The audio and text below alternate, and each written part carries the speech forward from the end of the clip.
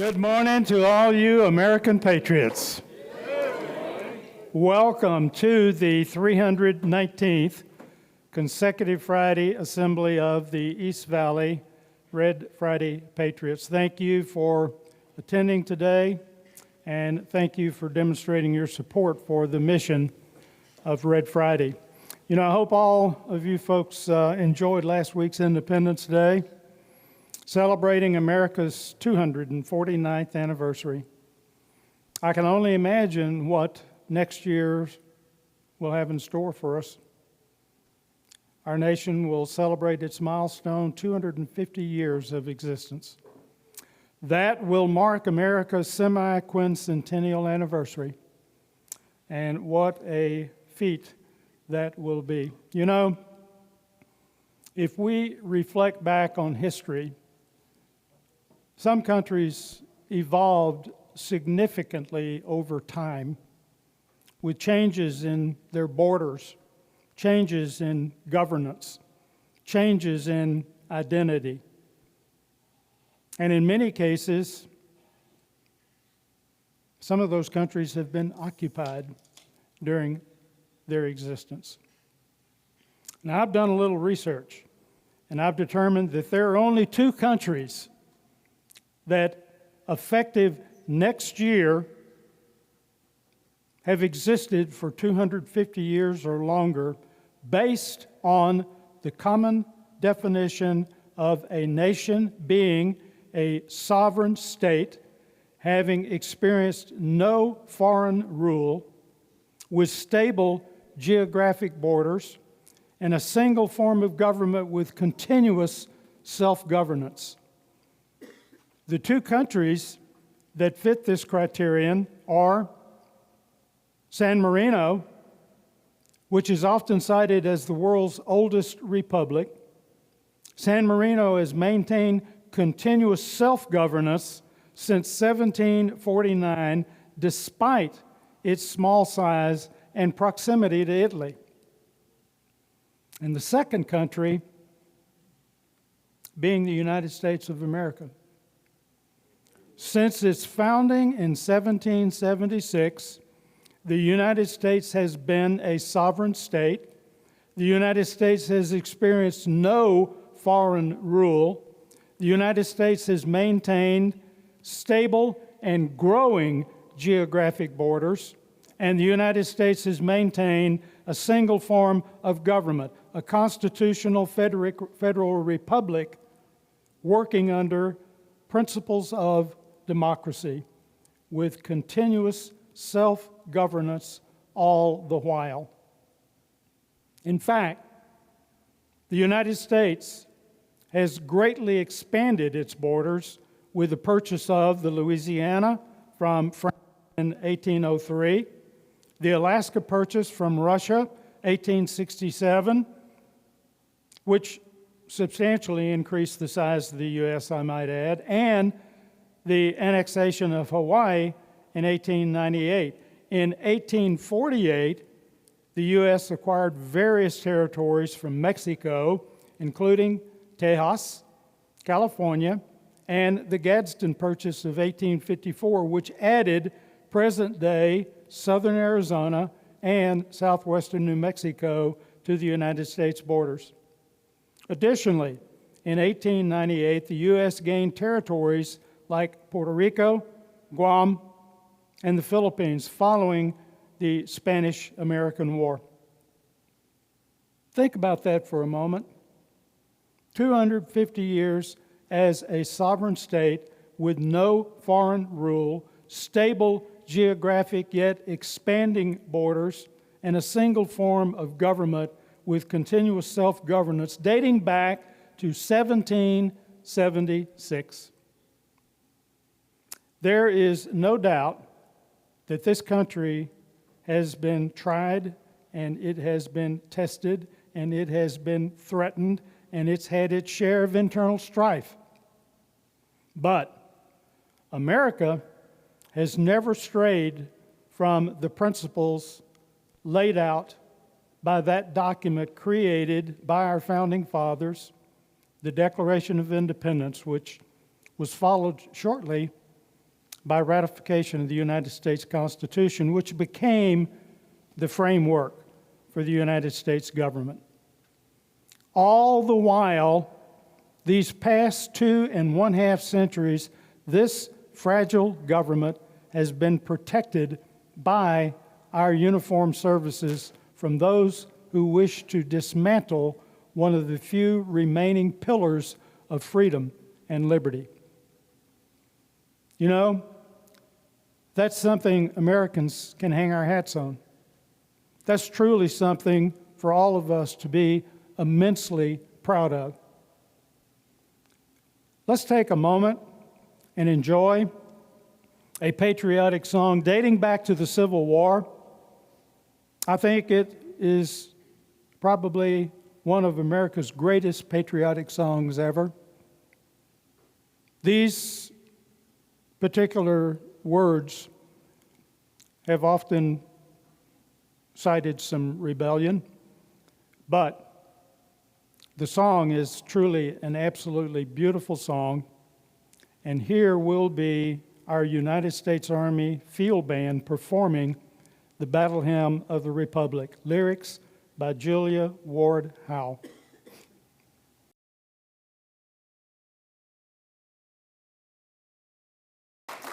I think that's the way that song was meant to be sung, don't you?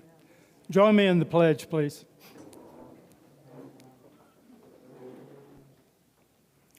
I pledge allegiance to the flag of the United States of America and to the republic for which it stands, one nation under God, indivisible, with liberty and justice for all. Thank you, thank you.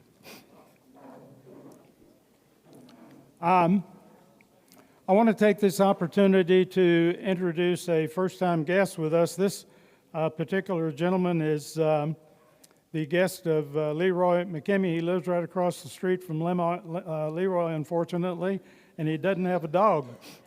I've already confirmed that. David Waltelet, is that correct? Yeah. Did I pronounce that correct, David? Stand up. There we go. Did I pronounce that correct? Watlet, yes. Watlet. Yes. Well, Dave, I understand that you have 4 years United States Air Force active duty, and that you served another 23 years in the United States Army National Guard. Is that correct? That's correct. Arizona National Guard. And Arizona National Guard. Right.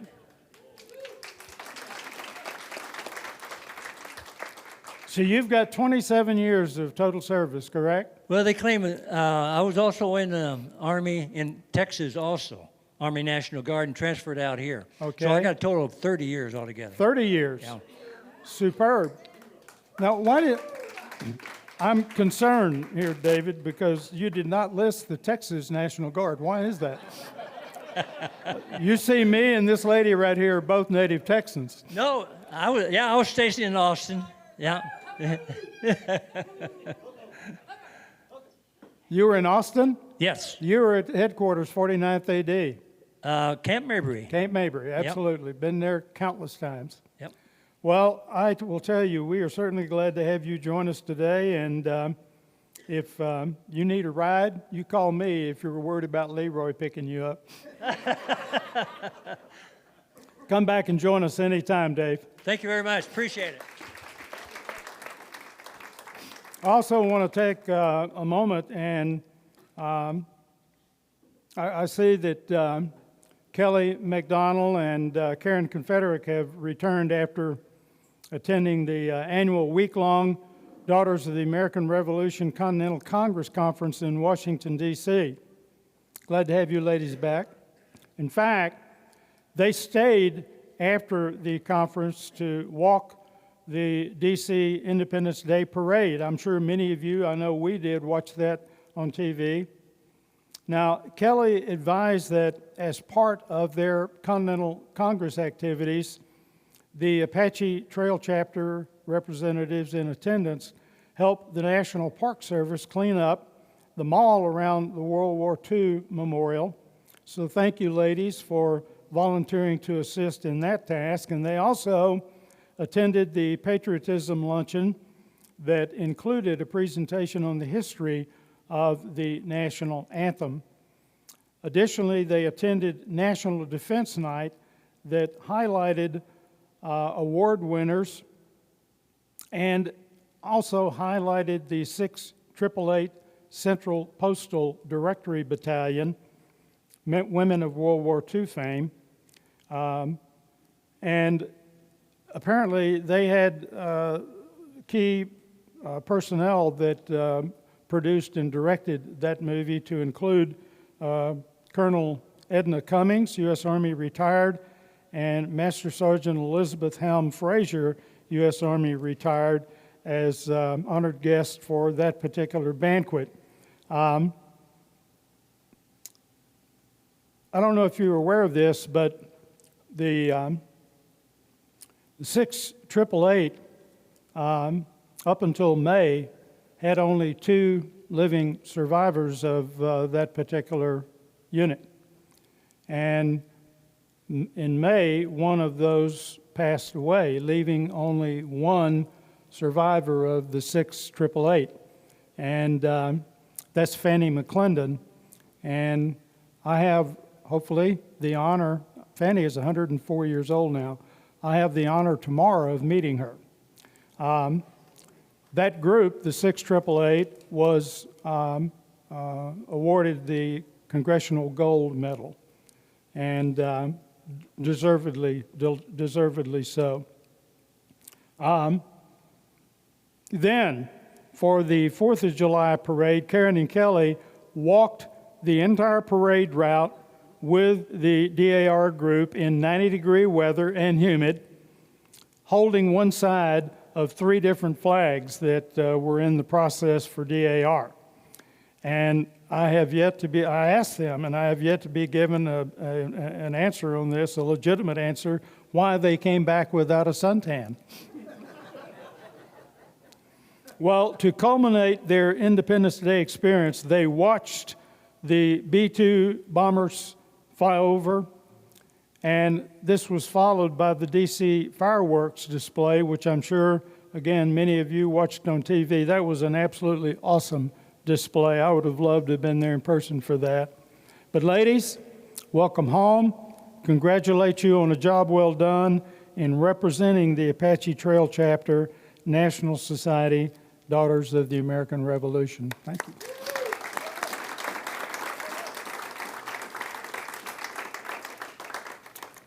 You know, we all live in a world of rules, and when it comes to the military, there is a published rule or regulation for everything, and I mean everything. An example being that today, each branch of service has their own rule regarding the maximum age for enlistment. Now, the Army says you can't be older than 35 to join their branch, which holds true for many veterans over 35 wanting to come back in. The Marine Corps is 28 years, Navy and Coast Guard 41, and the Air Force and Space Force limit is 41. Now, individuals with prior military service may be eligible to enlist or re-enlist at an age older than the maximum age limit if their previous service time is subtracted from their current age. So in the case of the Army, an individual that's 39 years old and served 3 years on active duty can't re-enlist. 39 years minus 3 equals 36. Maximum age is 35. Too old, according to Army regs. Got to be no older than 35. Well, even with that exception for veterans, it doesn't really help us old dudes. I'm a veteran over 80 years of age, and the Armed Forces thinks I'm too old to track down their terrorists. Now, in my humble opinion, they've got the whole thing ass backwards. Instead of sending 18-year-olds off to fight, they ought to take us old guys, us old vets. In fact, I think you shouldn't be able to join the military until you're at least 35 years of age. For starters, Researchers say 18-year-olds think about sex every 10 seconds. Old guys only think about sex a couple of times a day. That leaves us old guys more than 28,000 additional seconds per day to concentrate on the enemy. Here's another thing. Young guys haven't lived long enough to be cranky. And a cranky soldier is a dangerous soldier. You know, the common complaints, my back hurts, I can't sleep, I'm tired, I'm hungry. Well, us old folks are impatient.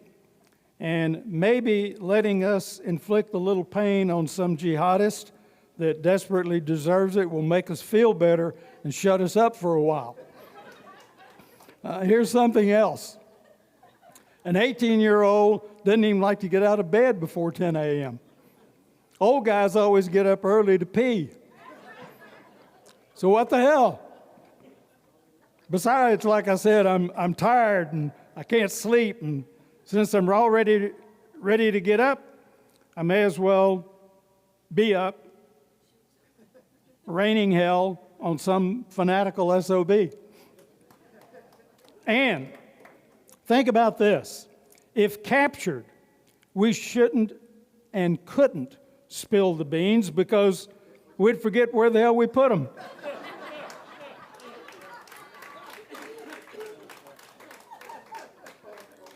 In fact, name, rank, and serial number would be a real brain twister.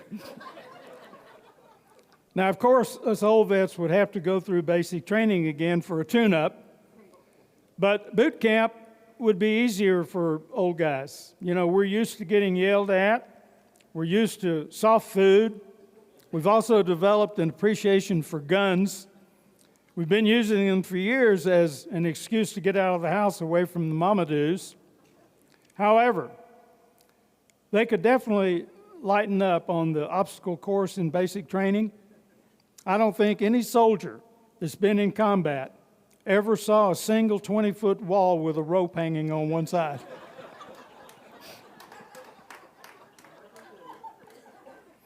And I suggest absolutely no push-ups be required for seniors during basic training. Seated leg lifts should be a substitute for push-ups. Now, actually, the running part is kind of a waste of energy too, because I've never heard of anyone outrunning a bullet. You know, an 18-year-old has the whole world ahead of them. He's still learning to shave, to start a conversation with a pretty girl. He still hasn't figured out that baseball caps have a brim that's designed to shade his eyes, not the back of his head. These are all great reasons to keep our kids at home, to learn a little more about life before sending them off into harm's way.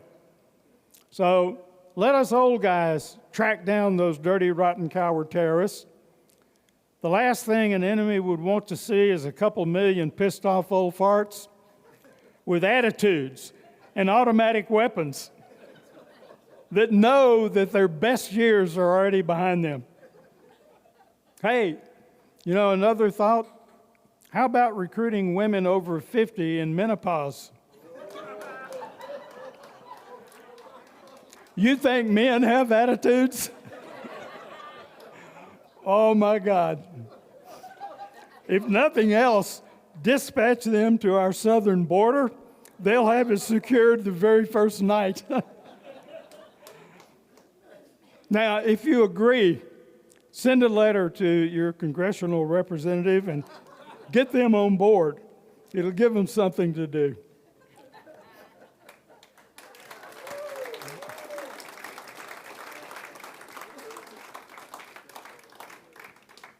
Say, have any of you ever heard of the men of July 20?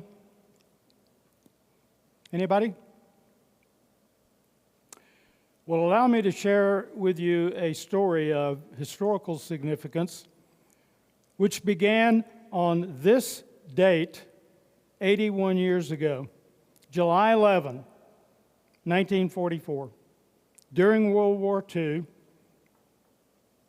and the event ended 9 days later on July 20 of that year. This event occurred about 10 months prior to the end of World War II European conflict. It occurred when a German army officer, a colonel by the name of Count Klaus von Stauffenberg, transported a bomb to Adolf Hitler's headquarters located in Berchtesgaden in Bavaria with the intention of assassinating the Fuhrer. Most of you are somewhat knowledgeable of that event and the subsequent events that followed. There have been numerous books that were published about the specific assassination attempt on Hitler, and it was even made into a movie titled Valkyrie, starring Tom Cruise as Colonel Klaus von Stauffenberg. Operation Valkyrie was the code name given in the plot to assassinate Hitler on July 11, 1944. Now, I thought it might be interesting to revisit the event since it correlates with today's date. Additionally, I offer you some food for thought. Had the assassination attempt been successful, consider what might have resulted. That being the early conclusion of the war on the European front.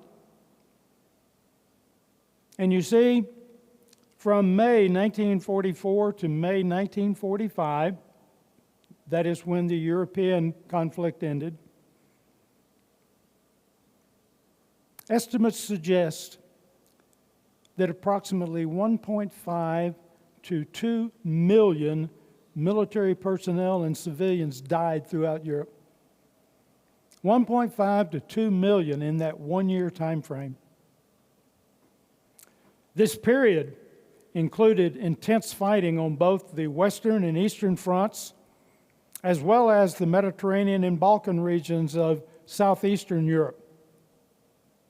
Could those roughly 2 million soldiers and civilians have returned home alive to be with their loved ones had the assassination attempt against Hitler been successful? Let's review the story.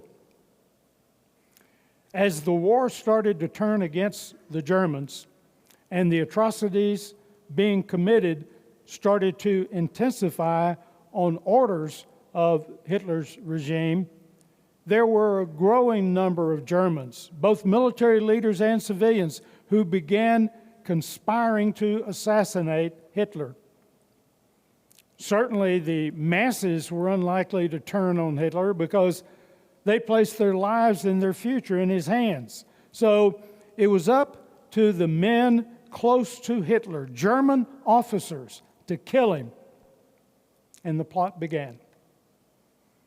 The leader of the plot happened to be Klaus von Stauffenberg, who had been newly promoted to colonel and chief of staff to the commander of the German Army Reserve. That position gave him access to Hitler's headquarters at Berchtesgaden in southeast Germany and Rosenberg in Poland. Colonel Stauffenberg had served in the German army for 18 years since 1926. And while serving as a staff officer in the campaign against the Soviet Union, he became quite disgusted at his fellow countrymen's vicious treatment of Jews and Soviet prisoners. So, he requested to be transferred to North Africa, where in April of 1943, he lost his left eye, his right hand, and 2 fingers of his left hand while leading a convoy that was bombed by the Royal Australian Air Force. Now, after recovering from his injuries, he was determined to see Hitler removed from power by any means necessary. And on July 3rd, 1944, Stauffenberg traveled to Berchtesgaden and received a bomb from a fellow German officer, a Major General Steiff. The bomb had a silent fuse, and it was small enough to fit into a hidden briefcase. Then, on July 11, today's date, 81 years ago, Colonel Stauffenberg was ordered to Berchtesgaden to report to Hitler on the current military reserve situation. The colonel's plan was to use the bomb at that meeting, but Stauffenberg held back because two other crucial targets for assassination were not present at that briefing as expected. Absent were Hermann Göring, Commander-in-Chief of the German Air Force, and Heinrich Himmler, the Supreme Commander of the entire SS organization and the architect of horrific extermination policies leading up to the Holocaust. In fact, early into the meeting, Hitler was called away to his headquarters at Rosenberg, and Colonel Stauffenberg was asked to join him, give him updates to Hitler and his staff about the Army Reserve. 5 days later, July 16, a meeting took place in Berlin suburb between Colonel Stauffenberg and a co-conspirator, a Colonel Caesar von Hoffaker. Hoffaker informed Stauffenberg that German defenses had absolutely collapsed at Normandy in the previous month of June, and the tide had turned against the Germans in the West. Well, after learning this, the assassination attempt was postponed until July 20, when a meeting was to be held at Rosenberg. The assassination attempt was finally carried out, and as we know, without success. Roughly 200 German resistors participated in Operation Valkyrie, the failed plot to assassinate Adolf Hitler, overthrow the Nazi regime. To this day, historians debate what motivated these men. At least initially, Hitler's authoritarianism, his anti-Semitism, and his bias in favor of mass murder didn't necessarily turn these guys off. Yet as World War II rolled on, they came to share in a belief that the Fuhrer was disgracing Germany and leading the country to ruin. You know, Hitler largely took power through a democratic process, but he quickly established a dictatorship in which dissent was not tolerated at all. Hundreds of thousands of perceived opponents found themselves imprisoned in concentration camps, while others, they were just killed outright. Even the slightest provocation risked incurring Hitler's wrath. Therefore, people simply remained silent. Well, given this hostile environment, most Germans who had voted against him kept a low profile. However, a small minority remained relatively open about their dislike for Hitler. Those who openly protested Hitler's madness were really never a statistically relevant percentage of the German population. But this group actively tried to bring down Hitler's government at every opportunity and hatched more than 40 assassination plots against Hitler and his closest staff. The best known among these plots, and the one that arguably came closest to succeeding, occurred on the aforementioned date of July 20, 1944, when Colonel Klaus von Stauffenberg snuck that briefcase bomb into a meeting with the Fuhrer. Now, many of the July 20 plot's participants were, like Colonel Stauffenberg, high-ranking military officers of aristocratic descent. They were often the traditional elite, the best educated, with foreign connections, and they tended to view the Nazis with distaste. Some of the main plotters were principled opponents of the Nazis from the outset. Henning von Tresckow, for instance, privately disavowed the regime as early as 1935, following the passage of the Nuremberg race laws. Those laws transformed the definition of Jewish identity from religious to racial, stripping their rights and paving the way for the Holocaust. Then in July 1941, Tresckow learned of the mass killing of Jews.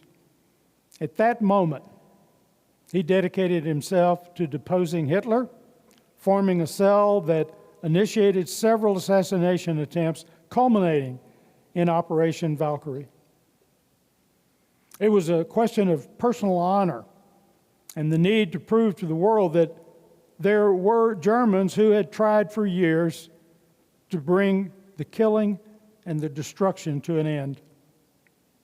Colonel Stauffenberg also came to view Hitler as a monster, yet he was among those who joined the resistance quite late, having apparently been infatuated with the initial successes of the Nazi war machine.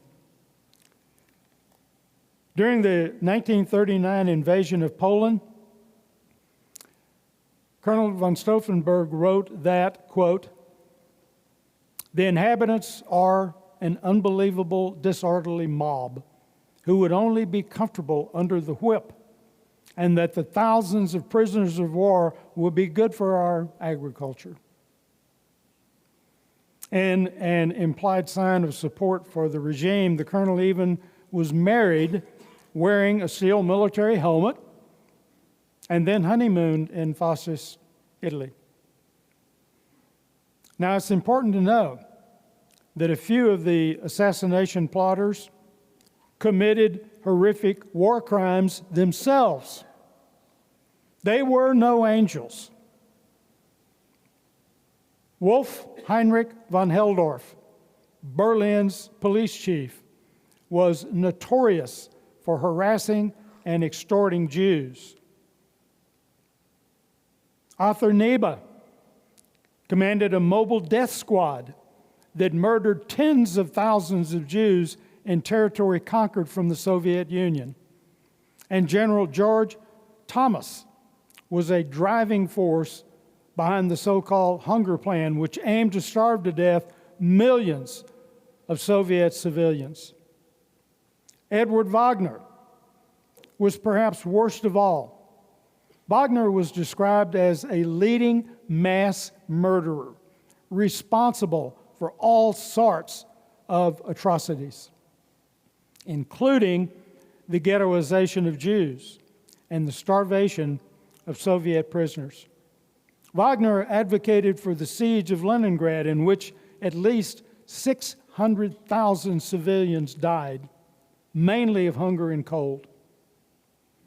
Despite their increasing alarm over the regime's excesses, nearly every plotter turned a blind eye to Nazi atrocities at one point or another.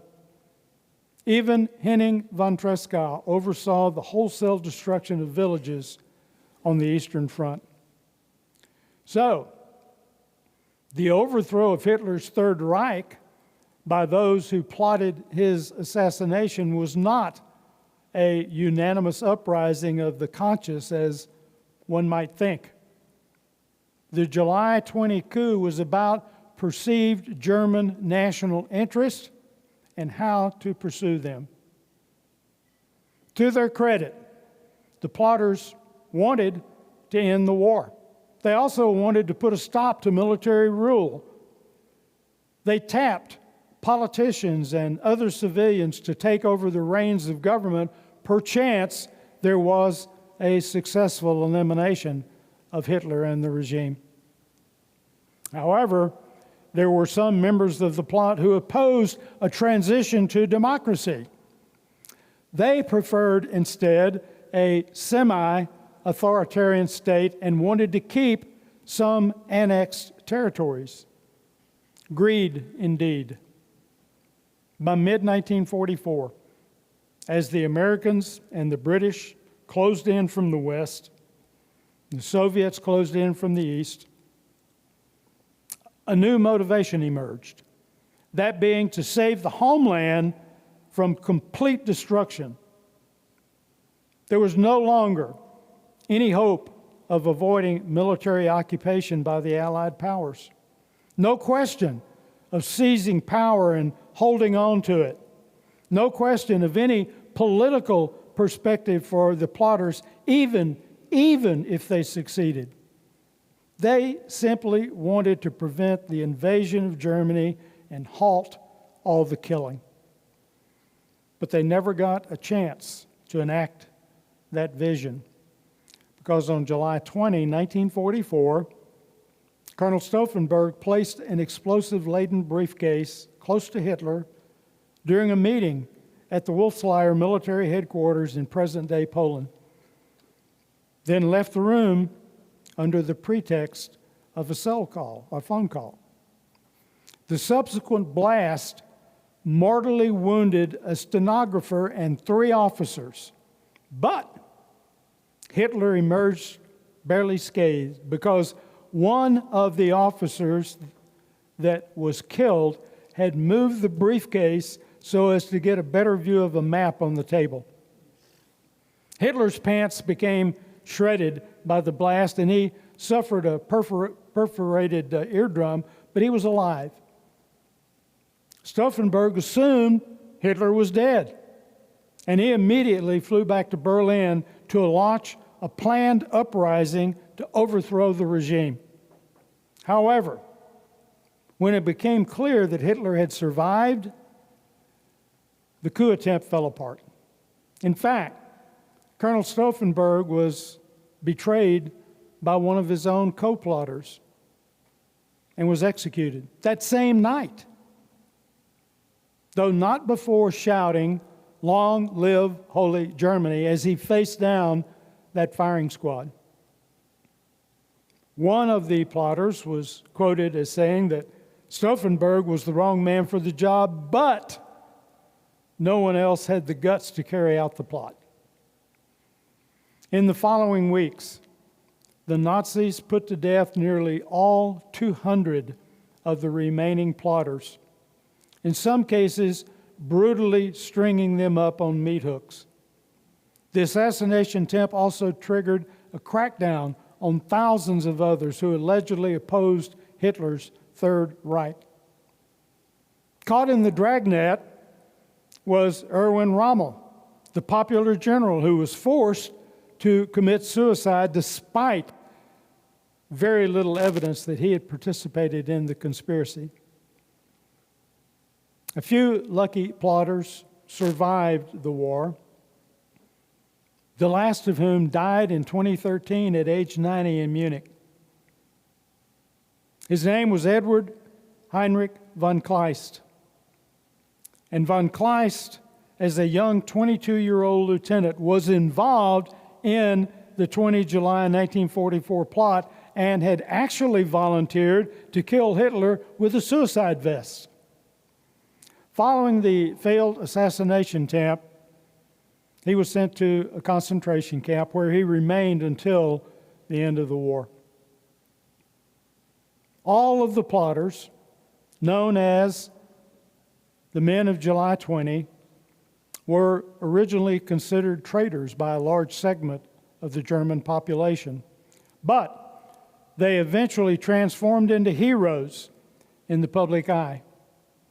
It's interesting to note that since 2002, German military recruits have ceremonially sworn their oaths on July 20 in honor of Colonel Stauffenberg and his fellow conspirators who attempted to assassinate Adolf Hitler and overthrow the Nazi regime. The ceremony highlights the resistance within the German military to the Nazi dictatorship. Stauffenberg and the other plotters are seen as figures who put their conscience above blind obedience, a key principle of the modern German armed forces. The ceremony often takes place at the Bender Block in Berlin, which was the headquarters of the resistance where Colonel Stauffenberg and his co-conspirators were executed.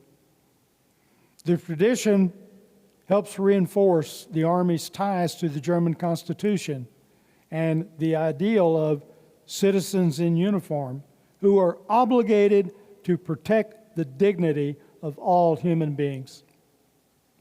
The July 20 anniversary has become an integral part of the armed forces of Germany's identity and guiding principles, reminding recruits of the importance of standing up against tyranny and defending democratic values. So, as misguided as many of the German conspirators who opposed the Nazi regime may have been by their own hideous acts, we must acknowledge the bravery of the men of July 20 in their attempt to annihilate one of history's most evil tyrants, Adolf Hitler. You know, I think it's important to acknowledge that the concept of evil is complex. It's open to interpretation. Historical figures are often viewed through different lenses, and their actions can be subject of debate. However, based on the scale and the nature of suffering and death caused, there are many individuals who are frequently cited in discussions of historic atrocities in more recent years. In addition to Adolf Hitler, those dictators and tyrants known for mass murder and oppression include Joseph Stalin, dictator of the Soviet Union, known for implementing brutal policies like purges and forced labor camps, gulags, leading to the deaths of millions of Soviet citizens during the period 1936 to 38. Mao Zedong, chairman of the Chinese Communist Party, whose policies, particularly the Great Leap Forward and the Cultural Revolution, resulted in widespread famine, executions, and the deaths of millions of Chinese people during the period of 1966 to 1976. Pol Pot, leader of the Khmer Rouge in Cambodia, responsible for the Cambodian genocide, which caused the deaths of approximately 2 million people through forced labor, starvation, torture, execution during the period 1976 to 1979. Kim Il-sung, the founder of North Korea, whose reign established a brutal police state characterized by purges, executions, famines, killed millions during the period 1972 to 1994. Idi Amin, dictator of Uganda, responsible for brutal repression, ethnic cleansing, widespread violence, leading to the deaths of hundreds of thousands of people during 1971 to 1979, and Saddam Hussein, president of Iraq, known for brutal repression, particularly against the Kurds and Shiites, the use of chemical weapons, and military aggression against neighboring states, resulting in the deaths of hundreds of thousands during the period 1979 to 2003. Folks, all of these atrocities have taken place within our lifetime. All of these atrocities have taken place in our lifetime. We don't need to go back further in history of similar types of mass killings. We know that history has a tendency to repeat itself. We know evil exists in this world. We know that greed and the quest for power and conquest will never be completely exterminated because it seems to be in the DNA of mankind, awaiting to emerge from dormancy. As we speak, tyrants are attempting to impose their will on neighboring states. As of June last month, Ukraine has reported nearly 100,000 deaths, while Russia has reported 250,000 deaths in their attempt to occupy Ukraine. As of last week, 60,000 have died in the Gaza-Israeli war, including 58,000 Palestinians, 2,000 Israelis. Are you aware that more than 45 armed conflicts are currently taking place throughout the Middle East and North Africa? Are you aware more than 35 armed conflicts are currently taking place in Africa? Are you aware that 21 armed conflicts are taking place in Asia? Are you aware that 7 armed conflicts are taking place in Europe? Are you aware that 6 armed conflicts are currently taking place in America and in Latin America? Folks, that's 114 armed conflicts going on right now. Think about that. There are 195 recognized countries in the world, according to the United Nations. 58% of those countries, 114 sovereign states, have armed conflicts currently underway. These are acts of armed violence that amount to an armed conflict under international humanitarian law.